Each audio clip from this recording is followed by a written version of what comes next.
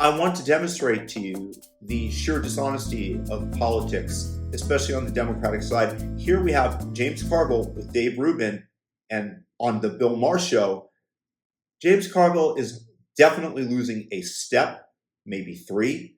He's there wearing a pink U.S. Marine Corps sweatshirt. I don't know what he's thinking. He's trying to make a statement, the gaying of America, the feminization of America. Regardless, let's watch this clip. I'm getting ready for the next Trump term already.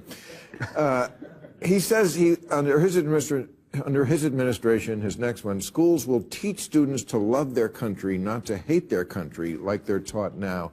I got to say, this one doesn't bother me so much. Because I think that, this is what I see when I see kids demonstrating, these progressives demonstrating for Hamas, the most illiberal people in the world, that, oh good, we're going to give America its comeuppance, asshole America. They kind of have been indoctrinated this way. And Chuck Schumer made a speech this week. He said anti-Semitism is a 5-alarm fire that must be extinguished. This is the highest ranking Jewish politician we've ever had in this country.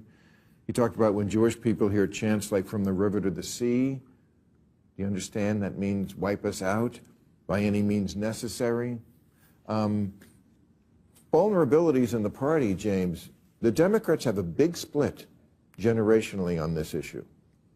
The kids seem to be with the Palestinians. And the older generation seems to be with Israel. Well, the kids are with TikTok. They're with whatever TikTok tells them to be for, basically. Well, that is where a lot of their... What would good people on both sides of Charlottesville? I don't know. Did I hear that, or did I make that up? That Trump said there are good people on both sides. He didn't say that. He did not. He said it, but a sentence later he said, I'm not talking about the white supremacists and the neo-Nazis. Well, yeah, it's like Elon Musk. It was badly phrased. I think we can agree on that. It was inelegant. Yes. Yeah, it was inelegant. Right. What is your point?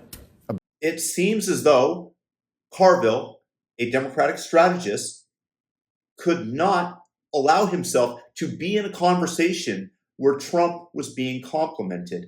Thus, he pulls out of nowhere, completely outside an appropriate comment, had nothing to do with the conversation about teaching Americans to love the country and not be pro-Hamas. He reinvokes the hoax that Trump said that there were fine people on both sides. And you had people, and I'm not talking about the neo-Nazis and the white nationalists, because they should be condemned totally. And Dave Rubin very calmly states what Trump said, the meaning behind it. And Carville... Yeah, it's like Elon Musk. He just breaks down.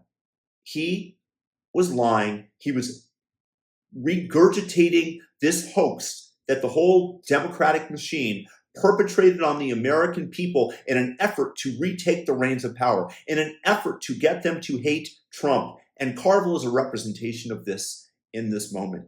This is politics for you. This is the dishonesty that we face as people battle over the reins of power.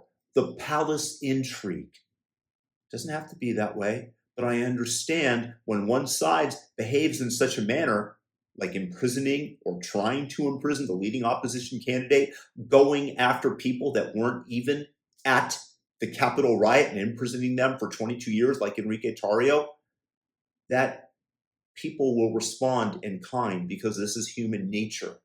The point being that the Democrats, they're just liars. This is why he brought that up. It was to shift the focus from something positive that Trump might bring to the country and just inserting the hoax. But the truth is that the whole psyop is breaking down. We are exposing the circuitry behind the machine. It is not as opaque as it once was since Elon Musk freed the bird of Twitter, now X, and allowed us actual free speech rather than being shadow banned, rather than having our narrative unravel because we're censored at the behest of the government and the leftist neocon organizations that want your voice silenced. So the question is, do you want to elect a party that's going to likely, in my opinion, have Gavin Newsom, that lying, oily snake salesman, or do you want to go with Trump, who actually might unleash America's freedom back to them?